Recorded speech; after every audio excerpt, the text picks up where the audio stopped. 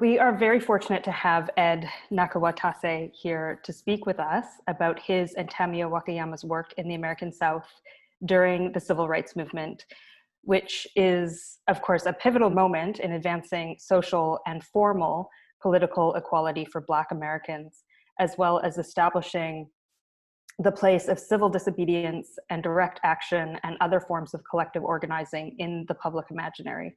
So I will introduce Ed and we can get into a conversation in just a moment. But before I begin, I would like to acknowledge that I am speaking to you from the traditional, unceded, unsurrendered territories of the Musqueam, Squamish, and Tsleil-Waututh people. More specifically, I'm standing in Megaphone's office, which is located in what formerly was the Vancouver Police Department's main station in the downtown east side of Vancouver, which overlaps with what we call today Japantown, but what once was Paudugai. And this building is a place that holds significant trauma in a heavily policed community where conservative estimates put the homelessness count at 2,200, with vast overrepresentation of Indigenous people relative to the general population. And so I acknowledge this place to acknowledge that colonization is an ongoing practice.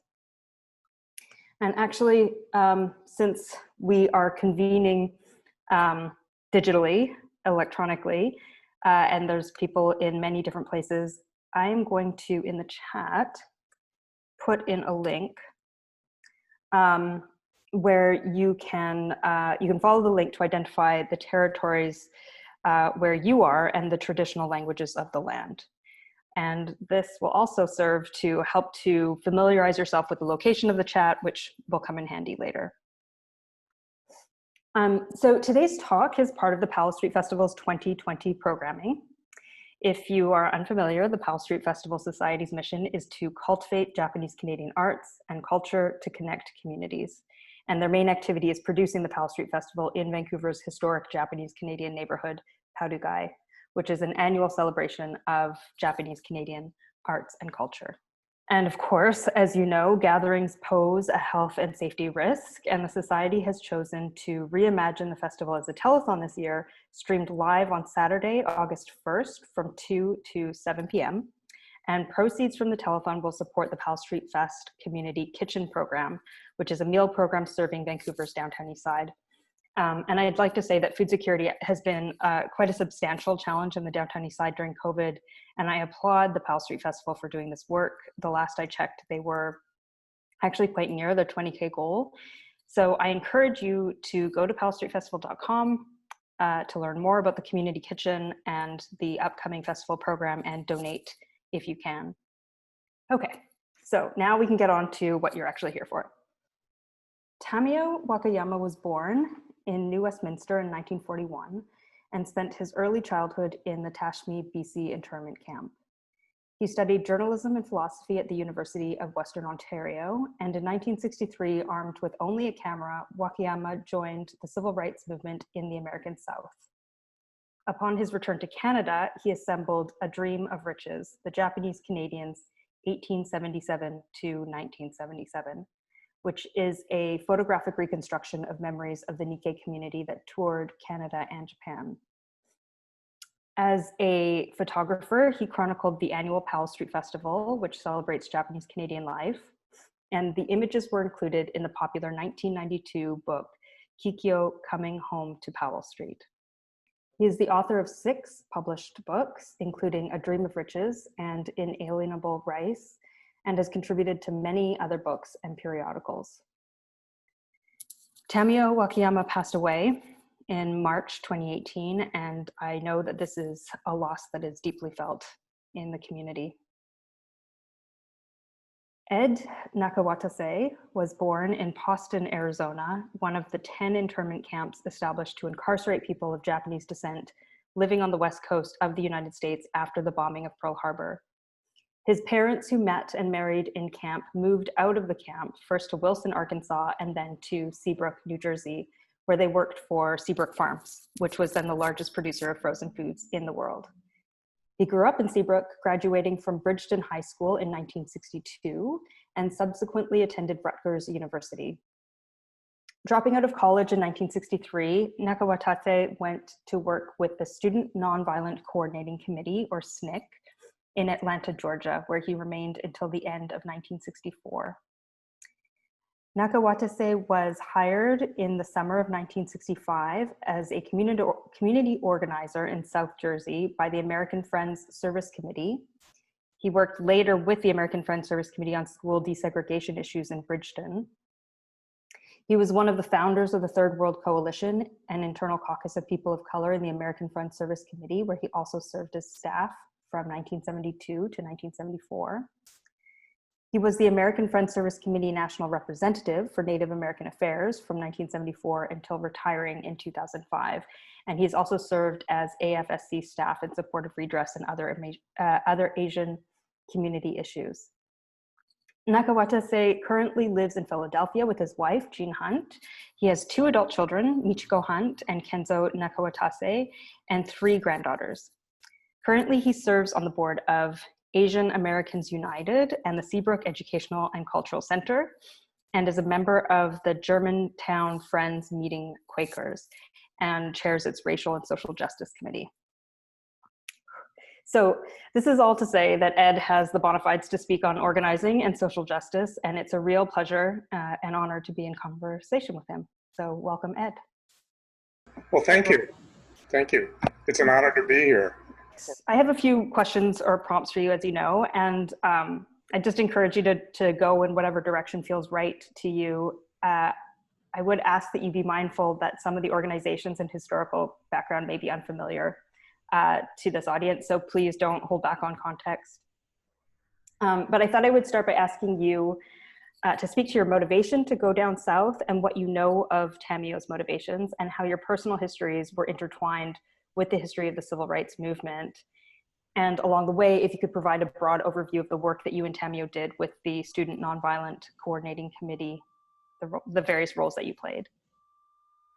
Sure, I'd be happy to. First, I want to thank you for this opportunity. It's good to once again commemorate Tamio's life. So I'm glad I have this opportunity to do so today. I think Tamio and I probably, I think it'd be fair to say we sort of have the same trajectory in terms of winding up in the civil rights movement in the American South. I mean, we were both dropouts from college, and I think we both have the distinction of never quite completing it after we dropped out and came back to civilian life, if you can call it that. And I think one of the things the one contextual thing should be understood is the immensity of the civil rights movement, the draw that it was. I mean, the movement was an incredible force, particularly by the early '60s, and there were many of us, and not just crazy Nikkei that got drawn to the movement because of the purpose, because of the excitement, and the sense that oppressed people, Black people, and young Black people were changing things for the better. And I think that there was just an ongoing excitement, and I couldn't and didn't resist it. So that's a context that has to be understood, because it doesn't, it may seem, a little crazy that you just go on this path through college, and then you decide, well, no, I think I'll do something else. And so both Tamio and I did that. Another thing that he had, by the way, was an automobile. He had a VW, which came in very handy. And I think it was in September of 1963, he wound up in Alabama, Birmingham, Alabama, not too long after the bombing of the church with the 4 little girls.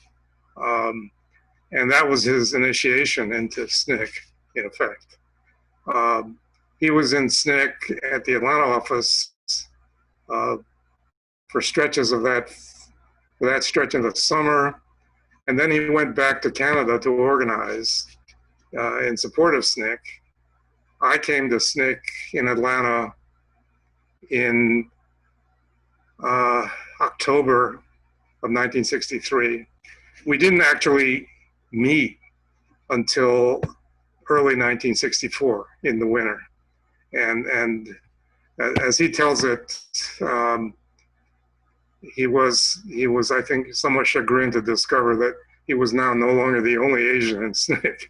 So, and we got along famously. I mean, we just did. We had sort of, besides our ethnicity, we had similar sensibilities and approaches to the world, and I think a generally similar political orientation. But we were, as noted, we were the only Asians in the organization, and there was, by my count, only one other that ever surfaced in that period that we're talking about, 1963-64, and that was a volunteer for Freedom Summer named Carl Young, who was a Chinese American from Hawaii, who later became very active in the Native Hawaiian struggle in Hawaii. So anyway, that's sort of the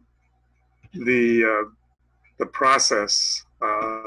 We essentially, both of us, jumped ship and wound up in the South. And we also had different work lives in SNCC. I worked initially with sort of doing intake from reports from the field in the South, the various offices or volunteers that SNCC had from Southside Virginia to the Delta, and the process was that in the course of a day or so, a couple of days, there would be reports from the field. I mean, there was people would call in, collect. We'd refuse it, which was a signal to call them, and then we would transcribe whatever activities there were. And there was always usually something, petty harassment, efforts to get staff arrested for who knows what, jaywalking or that sort of thing. And it was an ongoing process as the movement was developing, and SNCC was involved in some of the toughest places in the South, probably the toughest places in the South on reflection. So the reports had they were terse, but I think we knew what the context, conditions, the pressures were. I mean, hostile towns with hostile law enforcement, and any number of opportunities for people who oppose the movement to take opportunity to try to do harm. But SNCC was well established by then. This is 63 and 64 in the Mississippi Delta and then Southwest Georgia, which were really kind of hardcore places. I did that. I also worked in what was called the production department, which put out materials for the Freedom Democratic Party in Mississippi, which was an alternative to the all-white Jim Crow Party in that state. And we also produced the Student Voice, which was the newsletter for SNCC. And later on, I became a staff with the research department of SNCC, which did a lot of work, a little actually pioneer work in looking at power structures in the South, in local communities as well as state structures. Tamio worked initially in the darkroom. He established a darkroom, set it up, and SNCC was very astute, I thought, in getting things recorded, having things photographed. We were the organization was clearly playing for the historic record. I mean, and the fact that it also provided at least some measure, a limited measure of protection, because then you had these shots of what was going on. I mean, and so it's it's kind of amazing to think about what's happened now in terms of the technology with smartphones and what's been recorded to great effect in recent years. And then Tamio, over a very short period of time, it became clear that he was a photographer. I mean, so it was a quick ascent from the darkroom to being a photographer for the organization. He went to work and photograph activity in Southwest Georgia, and then later, as Freedom Summer developed in 1964, he was in Mississippi. And a number of his photographs are in any number of books, and I'm sure you'll be seeing much of it in other forums and in other venues. That was sort of our work history. We hung out together. We'd eat out together. We'd go to events together. A couple of my stories, which one of which Tamio I think forgot completely, was that we once went to a hotel in downtown Atlanta, in which there was an action. Atlanta, by the way, had a reputation of being the city too busy to hate, and but it was a reputation it didn't earn. It was not. You would have thought that it would have been an earlier city in which racial integration, or at least desegregation, took place in public accommodations, and this was not the case. There was in late 1963, early 1964, there was one downtown hotel in Atlanta that was integrated. And otherwise, all the public accommodations were Jim Crowed, pretty much. So anyway, there was before passage of the Civil Rights Act and the implementation of it in July of '64. We'd heard of some action in another hotel downtown, the name of which I'd forgotten. But I said, hey, look, why don't we go down there as Japanese journalists and ask them what happened? and that's what we did. And of course, we got a non-committal answer. I mean, there was some action in the morning, and we came in the early afternoon, and of course, they said nothing happened. And of course, they were lying. But anyway, I thought that was a kind of, well, we could use this. We could use this identity, sort of looking both inside and outside. We didn't do it again, but that was an indication of sort of, I think, where Asians were within the social complex of the American South. And we stayed in touch after leaving SNCC intermittently. And the truth of the matter is, I left in December of 1964, and I think Tamio left shortly thereafter. He later went to work for, I think what was then called the Company of Young Canadians, which was like the equivalent of our VISTA program here in the States. The government supported use of young volunteers working in communities of poverty. And then in Canada, I think that meant working on reserves and in inner city communities and working with Doukhobors and immigrant groups.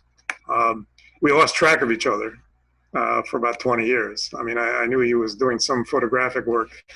There was some exhibit in New York. But in 1984, we reunited, so to speak. I mean, I was working with the Friends Service Committee, and I was organizing a conference of Native American program staff, and our conference was in Washington State, and we finally got back together. I think I called him, and we set up the session, and he came down. And that's where I met Mayu too, by the way. And we stayed in touch ever after. And we, vacationed together. They came, Mayu and Tamio came vacation at the Jersey Shore. My wife and I vacationed in Eastern BC. And we stayed in regular communication, wondering what was going on with each of us. Anyway, that's. I think did I answer that question? Yeah, beautifully. It's such an interesting history, and there's so many parallels between your trajectories, both as a Japanese American, Japanese Canadian, having experienced internment and being motivated by that. But also I was struck reading your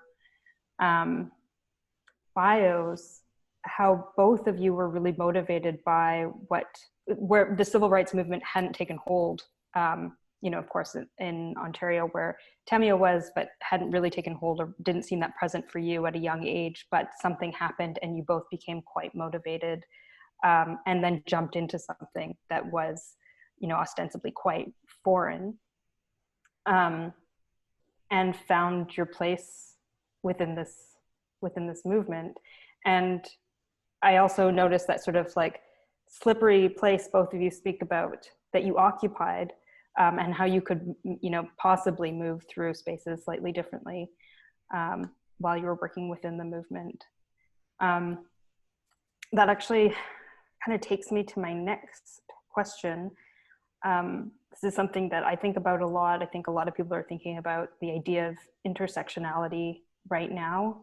The term was originally coined by a Black feminist scholar, and she was thinking about interlocking oppressions specifically, but it's been taken up really to mean to help people think through how we work across different experiences than our own, and how we do that work without appropriating or speaking for others,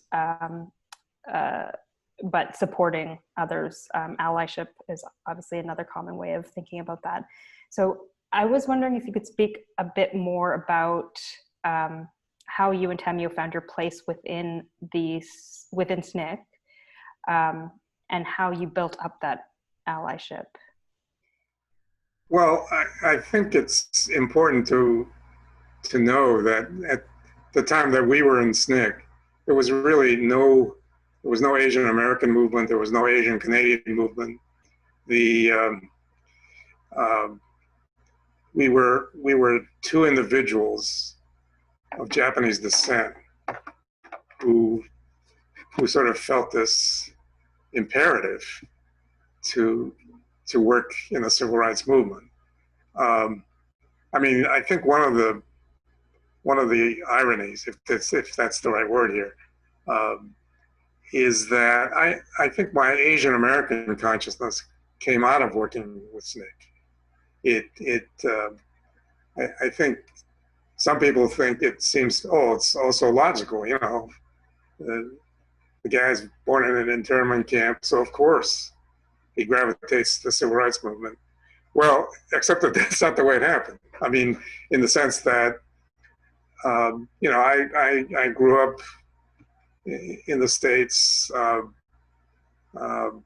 nourished, if that's correctly, if that's a correct statement, by the media, in a number of ways. I mean, so you had the images, became very conscious of the images of the civil rights movement, of National Guard troops, making it possible for a few students to integrate Central High School in Little Rock, Arkansas. I had read about the grotesque murder of Emmett Till, the Montgomery bus boycott. So these were all kinds of important milestones, but I wasn't in that sense an Asian American. I mean, that was an identity I think that developed later. But once in the movement in the South, you couldn't help but think about issues of racial justice. And then of course, then you reflect on as I did later, what did happen? Where I was born. How was it that I was born there in Poston, Arizona? I mean, and of course, and I know this is a familiar story to a number of Nikkei. I mean, my parents didn't talk about it. There were some details about living in this town in Arizona, this camp in Arizona. It was hot, and believe me, it was hot. It was dusty. It was very fun. It was cold because the barracks were uninsulated in the winter. But it was not about. There was no discussion about what led up to this. What was going on, and I think in some families the question came, well, why didn't you guys resist? Why didn't you fight back? I mean, etc. I never posed that question to my parents, but I think that's this sense of justice in SNCC, this pervasive sense that you had to resist injustice, came in that context. So that's, I think Tamio probably, and I obviously can't speak for him here, but I suspect that he also developed in that way, that it wasn't like he and I didn't have some racial consciousness. We did, but that the notion of a movement, the notion of an organized group of people from our ethnic community, that came later, not that much later, but I think my sense of it, for example, is that Asian American, for example, became a political term, an identifying term for very highly motivated, politically conscious Asian Americans in the late 60s and the early 70s. I mean, and there were lots of elements, and there are others much more versed in that history. But I think that's the general pattern. And of course, the Asian American struggle and the Asian Canadian struggle, owe much to the civil rights movement. I mean, that's what broke the dam, so to speak. And I think we all swim in that stream at this point. So I think Tamio's path took him quite directly, and also into the community. I mean, you mentioned, Julia, some of the publications that he was active in. I mean, that he helped put together. I should, just as a side note, I should mention that both he and I had taken stabs at sort of writing up our stories, and he was much more efficient than I was about it. I had actually, I had thought of a memoir from myself, but the problem was I had the title, but I didn't have the memoir, and he had the memoir, and he didn't have a title, and so the title was Soul on Rice. I said, hey, okay, you finish it. Whoever finishes it first gets the title. Well, he finished it first. So it's out there somewhere. It's not been published. I think there's a lot of interest. It should be published. It's his recollection. It's his personal story about about himself, his engagement in the movement, and much more. So if you can get a hold of it. And the title is Soul on Rice. I'm sure someone's working on that right now, getting that. I think there was interest from the University of Mississippi Press, but so.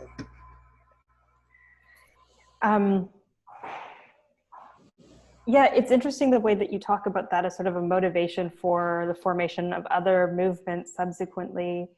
I've been listening to the 1619 podcast, and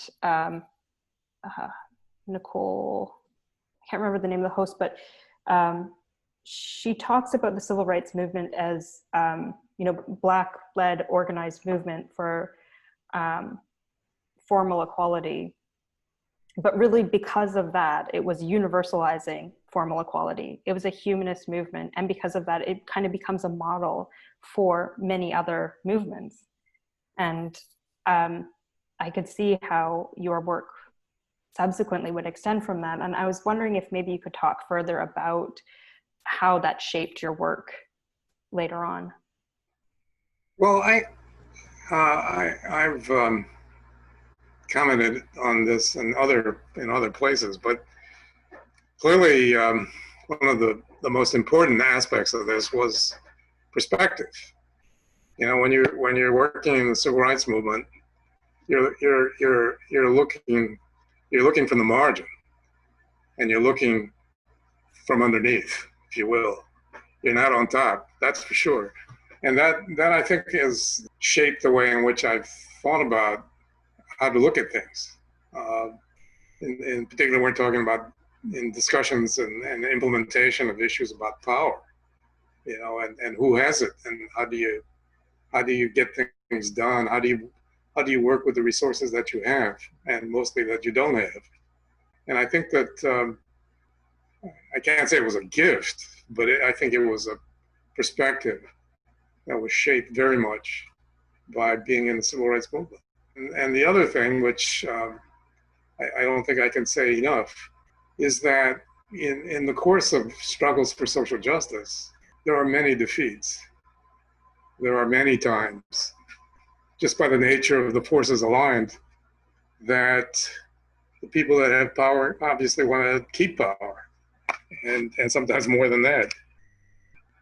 And then you have communities, and the American Southern Black community was certainly one such community that are, for lack of a better word, they're despised, or were despised. They were condescended to, patronized, hated. They were told all the things that they couldn't do. But they organized, and they changed the country.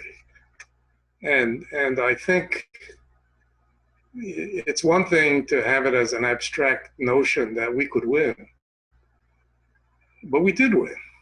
That was the point. And it was despite all these odds, and all the violence and terror and power plays, both subtle and direct, that were in play there. So that's always been a lesson to me, that we'll lose because we believe in changing things. But the point is, when you win, and when you win big, it lasts for a long time. And the notion that this is what it takes. It wasn't, you and I and others over decades have always heard about, well, you got to get educated, you got to clean yourself up, that sort of thing. Not that I'm saying that was all totally wrong, but somehow that this is the way in which the status quo changes. But organizing is what changes it. Social movements are what change it. And I think that's the great lesson to me personally. Can you speak to some of those big wins, those moments when you felt like we really changed something? Well, the fact I mean, I think about 1964. I tell people, look, if I can't argue that I did a whole, that my contributions were tremendous, but my timing was terrific. you know, if you were going to land at any time, in the history of the United States, uh, and land in the sort of apex of the civil rights movement, that was the time. You had enormous momentum, uh, and you had the passage of the Civil Rights Act. You had the popular support of the nation. You have these horrible killings that did sensitize a number of people, open eyes, I think, for a lot of people, confirm, I think, for other people about the nature of the society we lived in. So those were, they were reflected in legislation, but even before there was legislation, there was mobilization. It wasn't just sort of in-house stuff. People took to the streets. They risked a lot, including their lives. That's one of the great social transformations, I think, in the United States, and that took place. I it's hard to you can't say enough about it in that sense, I think, because from that point, I think a lot of other things started moving. I mean, you had the struggles of Latinos, for example, the great boycotts, the strikes. You had the movement of women. You had Asians. You had Native peoples. All of those mobilizations took place in the 60s. Not totally modeled after the civil rights movement, but drawing inspiration from it.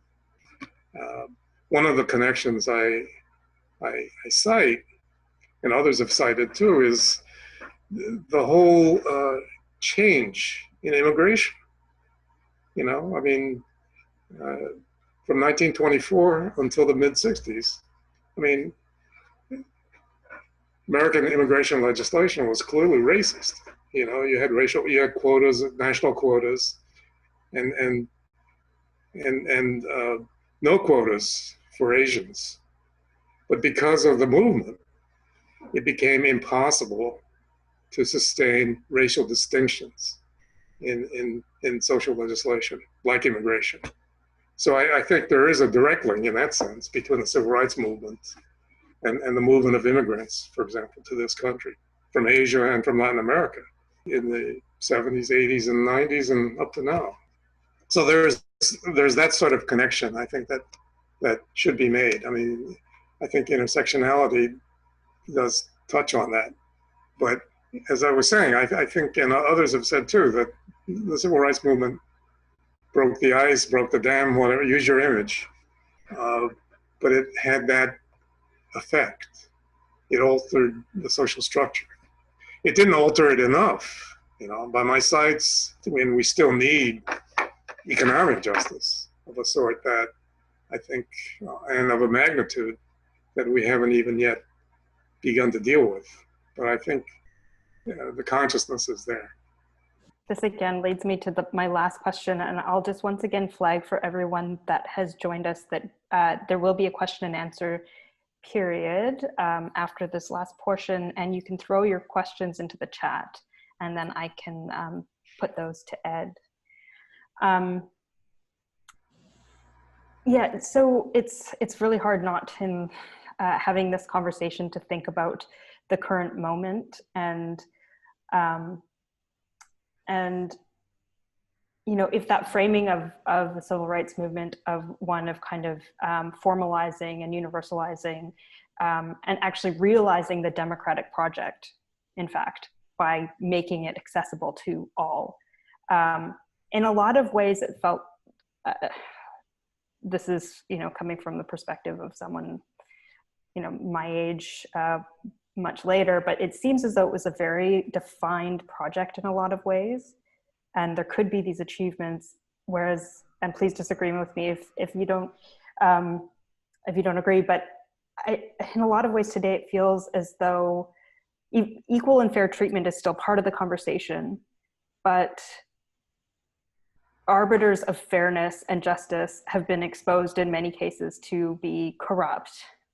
And so, achieving that becomes a far more complicated thing, and it's just kind of spilling over into a lot of different places, and rightfully so. We're challenging power in all kinds of spaces. And so I was wondering if, this is a large question, take it however you'd like, but how you see the 60s, the civil rights movement, as part of this trajectory towards the present moment, Black Lives Matter, the protests that are happening currently. I think it's a direct connection, actually.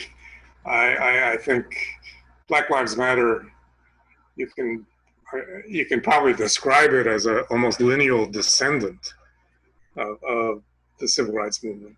I mean, in almost all particulars, and including the energy and the militancy that have, and the capacity to just stay engaged and not to quit.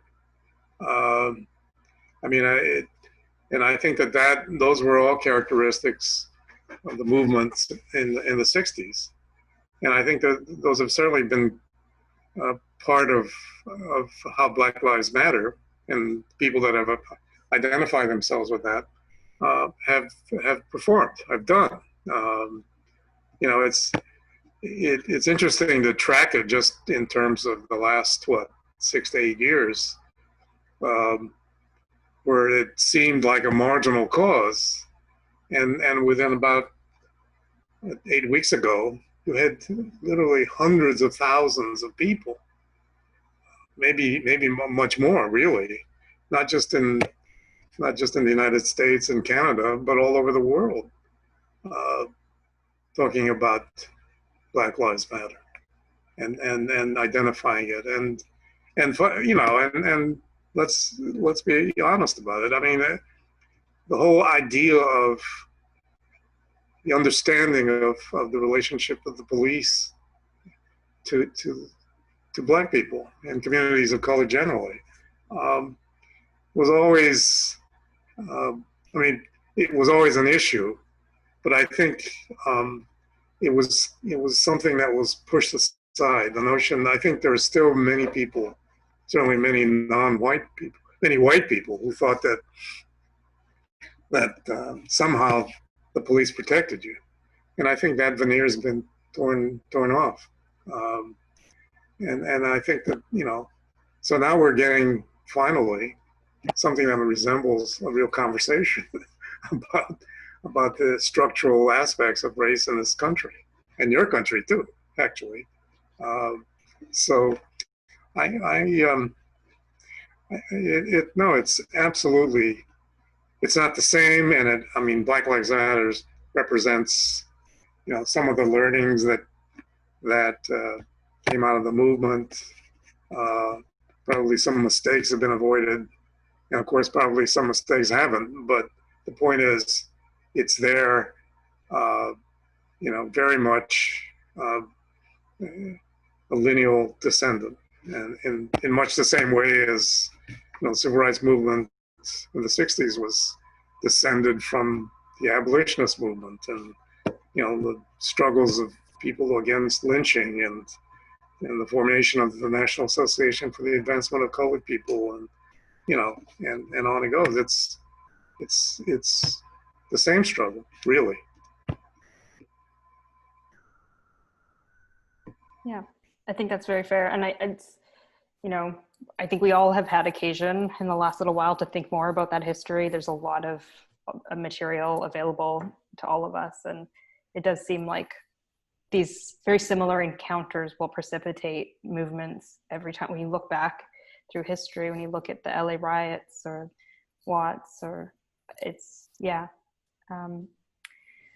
so yeah, I hope that we're all kind of being galvanized in the same way. This is a moment when anyone out there can throw a question in the chat box, and we can put some questions to Ed. I can start us off. I actually was wondering, maybe if you could speak a bit more to specifically Tamio's photography and the function of his photography.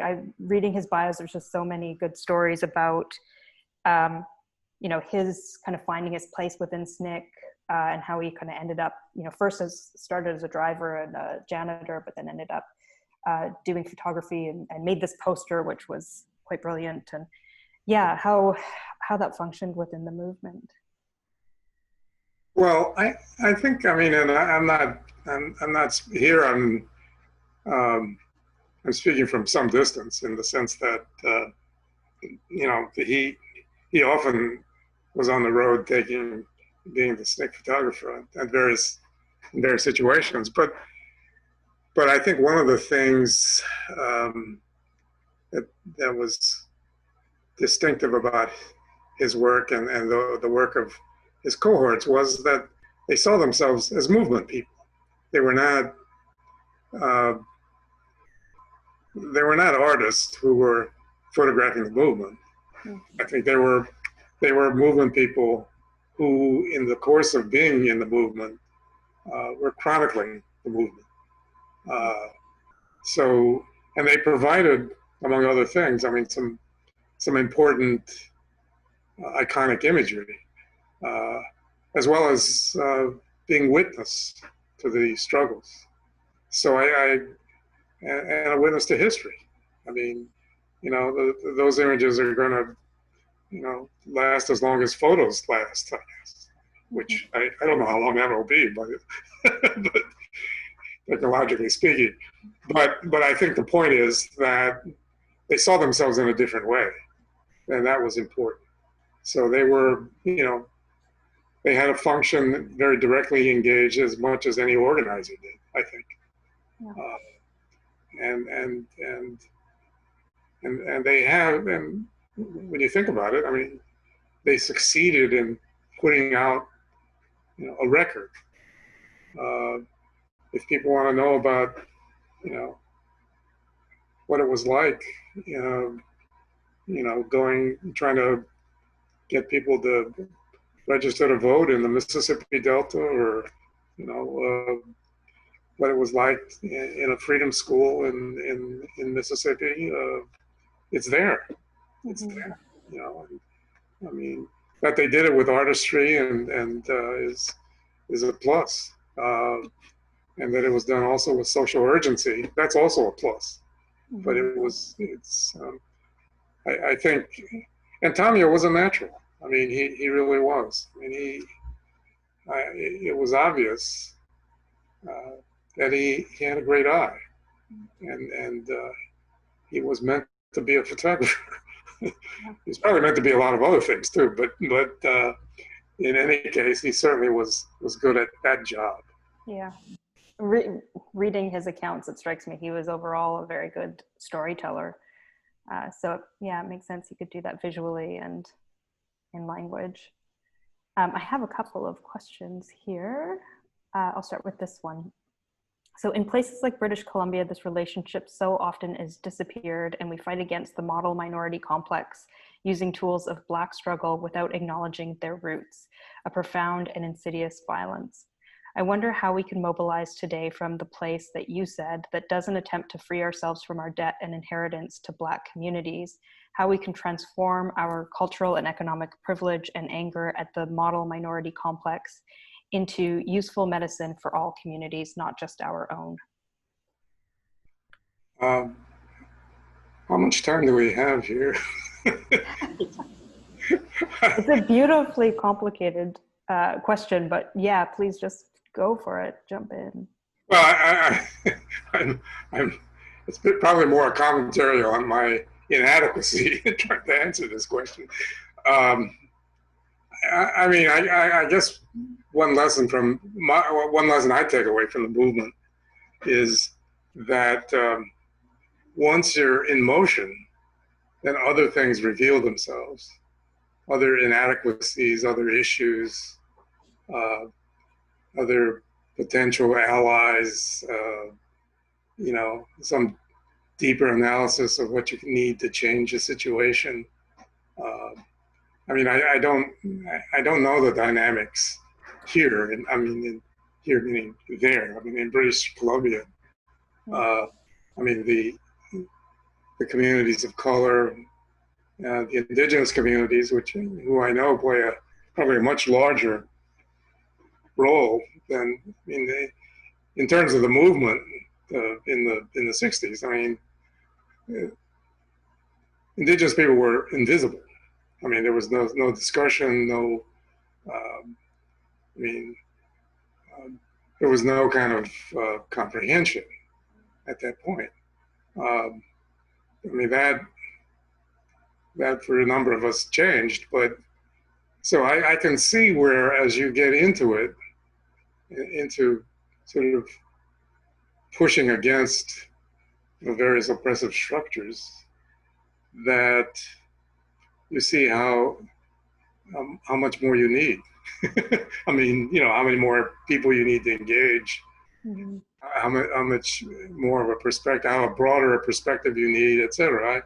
So it sounds though that the questioner has the right impulse, the right notion of what it would take, and it would take a long time. Also, I mean, there's no sense that you can just add water and mix on this. And I would imagine that there will be, as there were in the civil rights movement. I mean, disputes, struggles, conflicts about,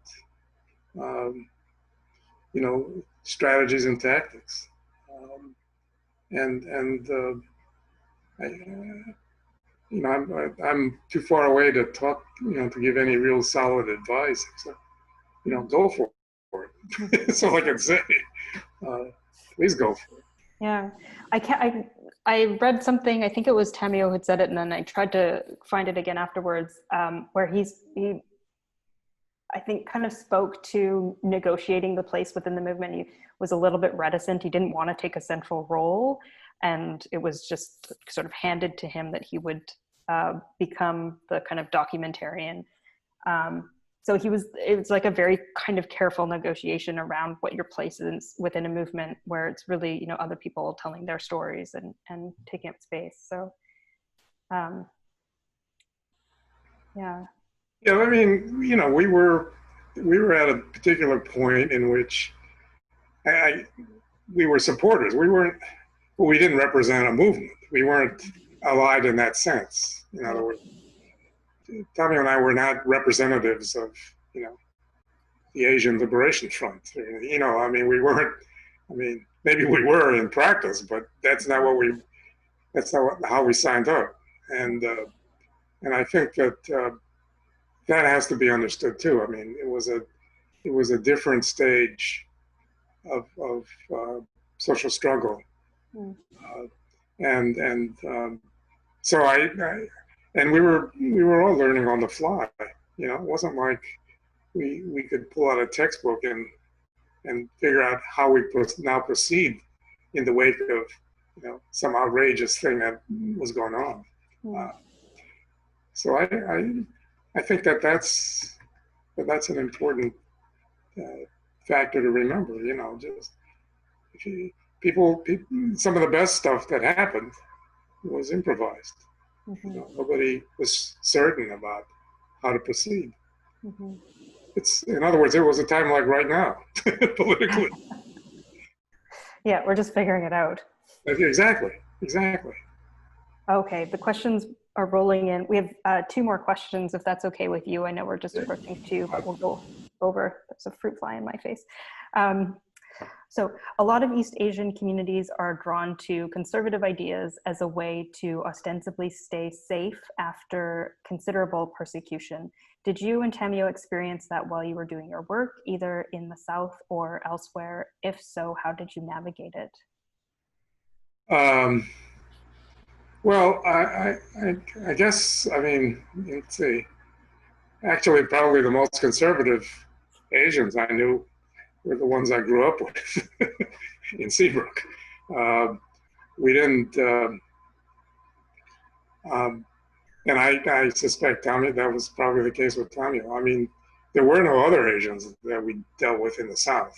I mean, there were, I mean, there could have been some such opportunities. I mean, for example, there is a significant Chinese community in the Delta, Mississippi, and that's a community that's been around for a while. And I think it's a complex community in the sense that they at least the people that I've gotten to understand here, you know, they're merchants. You know, they're the people that own stores, and they were, you know, I think they saw themselves as vulnerable as people of color. So that meant that you took another kind of stance with regard to the civil rights movement, you know, which is of some distance. And so I just think that I mean, for a number of, you know, I'm thinking of myself. I think the Asian communities can break, or certainly members of Asian communities can break in different directions. The comparison I think about, I mean, and this is somewhat limited, but thinking about Japanese, I mean, you know, maybe, you know, Japanese in the States, and I suspect this is true in Canada as well, have considerably higher incomes than the average, higher levels of education. And if you did it strictly on economic terms, you know, they would be voting for the Conservative Party all the time.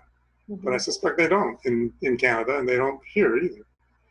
And one of the major elements in that, I think, is our historic experience. I mean, you know, I've been in meetings with JAs. I used to be the president of the local chapter of the Japanese American Citizens League, and there were people there who clearly, by any standard, are conservatives, but they also know about the history, our history.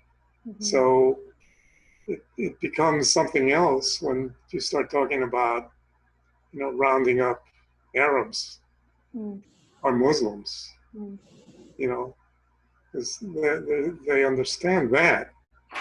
I mean, they may go for tax cuts. I don't know. They could go for a lot of things, but so I think that, you know, there's historical memory, and I think that pushes us in a different way. And I think, for example, it certainly pushes, you know, American Jews in a different way too. I mean, they are, for example, as I understand it, you know, 2/3 to 3/4, you know, they vote, you know, moderate, liberal, democratic, and also they break further left. If you just looked at income, you know, income numbers or that sort of thing, I mean, you'd say, well, you know, they should be on the right. And the fact is, a lot of them are, and they won't be because they remember. Yeah, so they're complicated motivations. Yeah, it is. It is. I think I just have one more question for you, it looks like. I'm wondering if you could speak more about maintaining the energy, all caps, in your movements, and how to do that from within our communities. You spoke on not really occupying the position of being a Japanese American. I think a lot of us young people straddle the line of feeling responsible for changing minds within the formal Japanese Canadian communities, but feel pretty burnt out at the same time, deflated.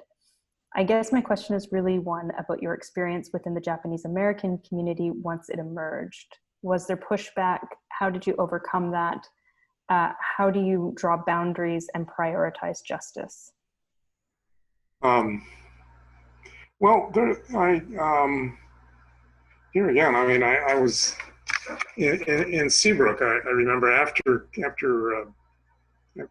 leaving the South, um, I remember a session. I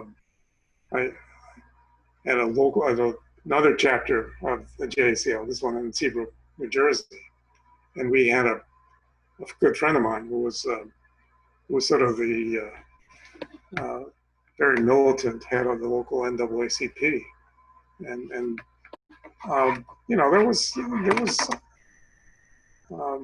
there's not a smooth path there. I mean, there was some resistance, there was opposition, but here again, I mean, we have that experience, at least, and some of us are very conscious of that experience and that responsibility that flows out of that experience. I mean, I don't know all the dynamics of what's happened in terms of intergroup, alliances and connections and resistance and differences. But I've been taken by the importance to state our support, to come out of the closet, if you will, in some instances. I think that's been important. And because that's also another thing, of course, that activists, I'm sure in Canada and elsewhere, and all these Asian activists, is sort of being out there, showing up, speaking up. That's an ongoing sort of thing. And I suspect that it's much easier now. I certainly know it's much easier now than it was, 40, 50 years ago. I think that, we're still in the process. I mean, we meaning all of us, trying to figure out what an interracial movement for justice looks like. And, how's that organized? Yeah. How does it keep from splintering, and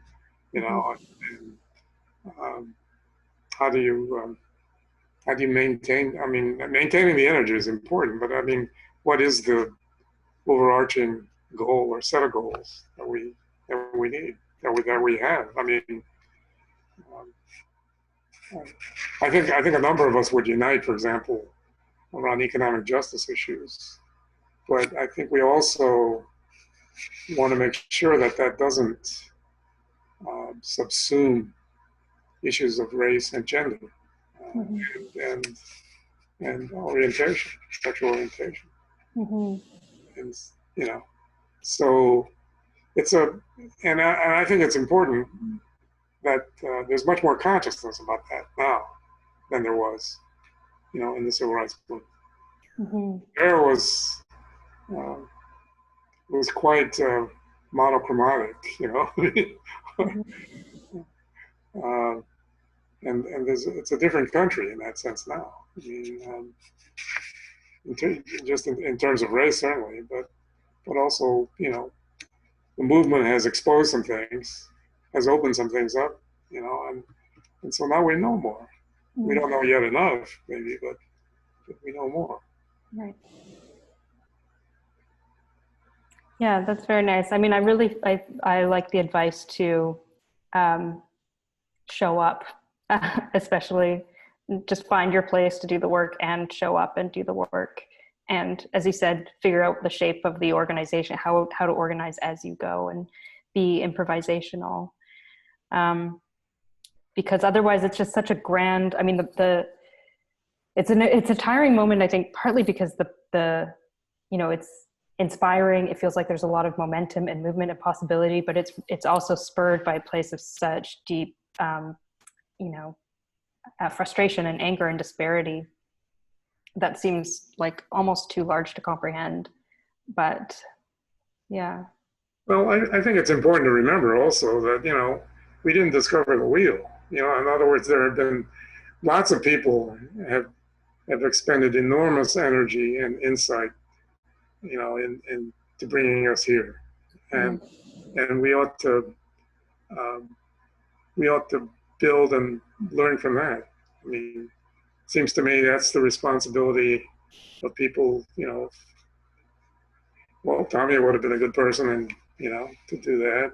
There are other people who have been active in Canada, and there certainly are people active here. And we don't, at least at this moment, there's nobody um, openly suppressing us.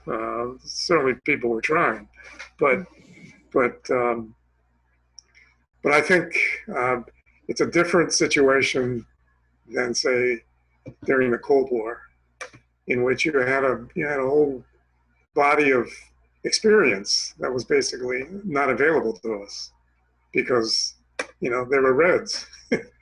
They were commies. They were to be excluded. I mean that changed, really. But I think we it was our loss, and we don't have that now. I mean, there are people that have been active and who are very willing to share their insights, and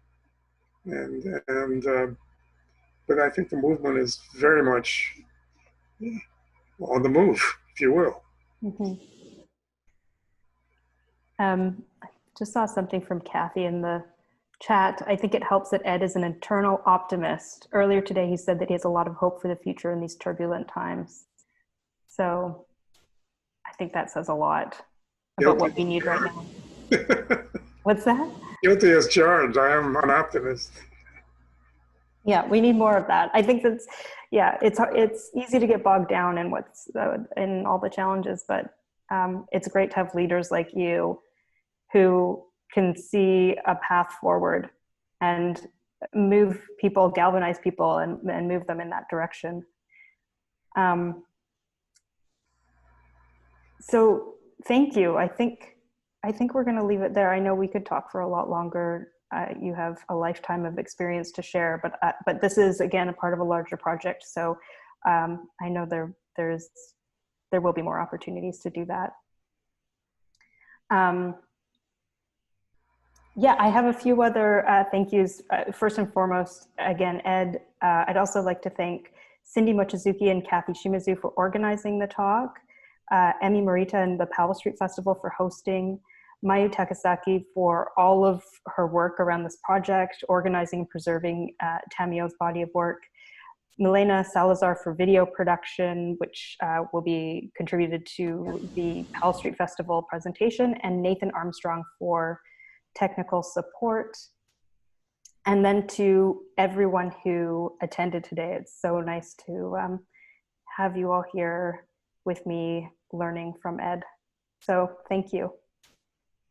Oh, thank you, by the way. I appreciate it. No, it's an honor, truly.